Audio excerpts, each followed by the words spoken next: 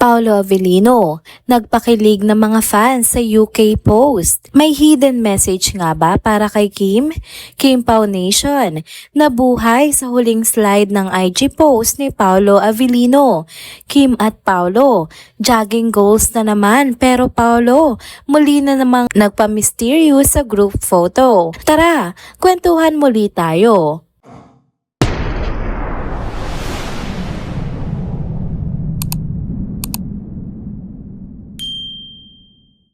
Hello mga ka-trenders!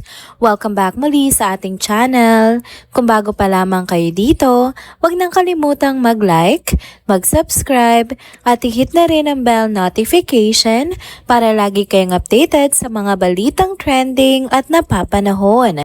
Alam nyo ba na usap-usapan pa rin ngayon ang isang Instagram post ni Paolo Avellino habang nasa UK sila ni Kim Chiu para sa ASAP show?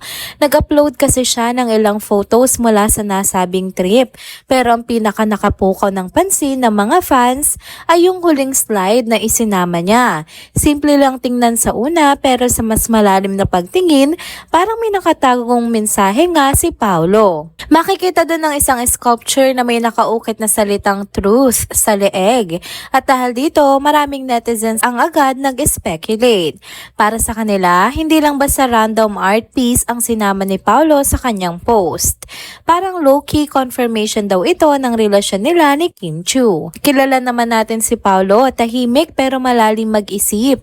Hindi siya yung tipong maglalagay lang ng kahit anong picture nang walang kahulugan.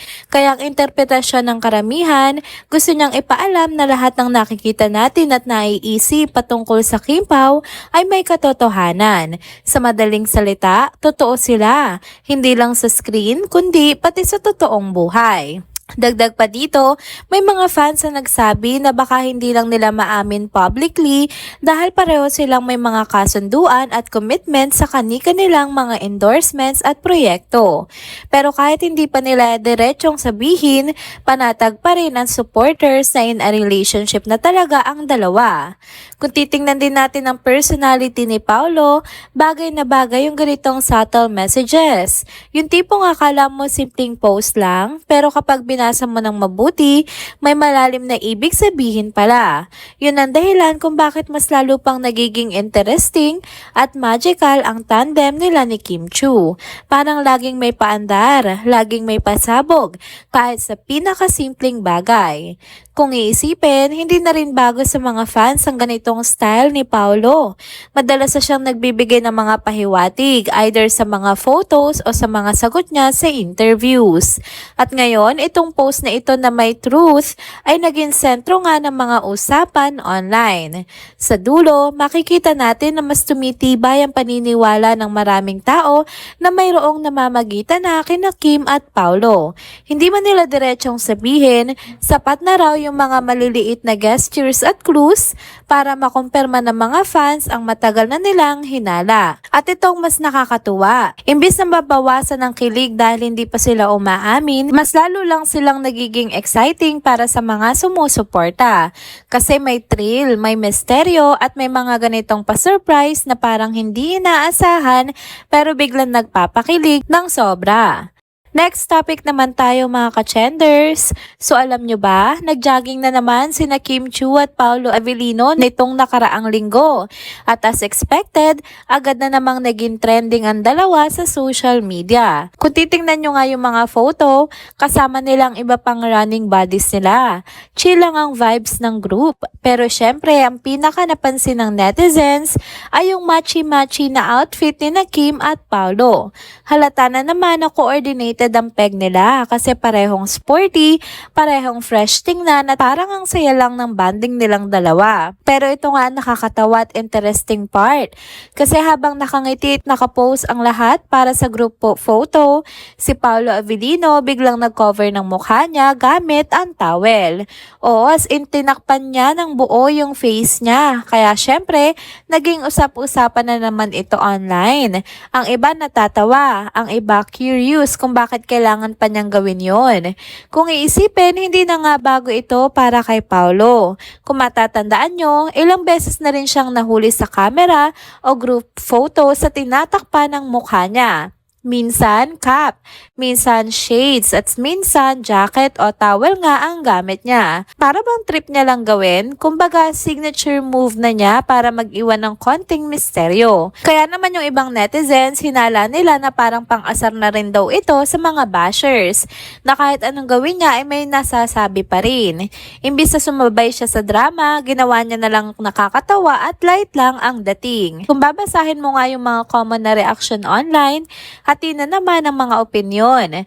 May mga fans na aliw kasi very Paulo nga daw yung ginagawa niya, yung tipong hindi mo siya basta mababasa.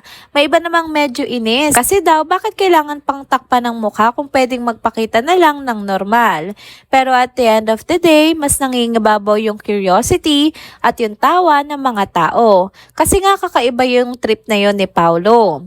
Dagdag pa dyan, mas napansin din ng marami na kahit anong gawin ni Kim at Paulo, lagi silang trending. Simpleng jogging lang yan pero nagiging malaking usapan na agad sa online world. Siguro kasi kita naman talaga yung closeness nila at kung paano sila nag-e-enjoy sa mga simpleng activities together. Hindi kailangan ng bonggang setup o event. Basta magkasama sila, may spark na agad na napapansin ng mga fans at netizens. At kung pagbabasehan natin yung mga ganitong eksena, makikita mo rin kung gaano nga kalakas ang hatak ng tambalan nila. Hindi lang sila basta on-screen partners, kundi pati sa totoong buhay, nagiging source ng good vibes at usapan. Kaya kahit yung simpleng pagtatakip ng towel sa mukha ni Paulo, nagiging topic ng intriga at aliw sa social media. Kung iisipin, mas consistent na nga sila ngayon na magkasama mula sa gym sessions, biking moments hanggang jogging.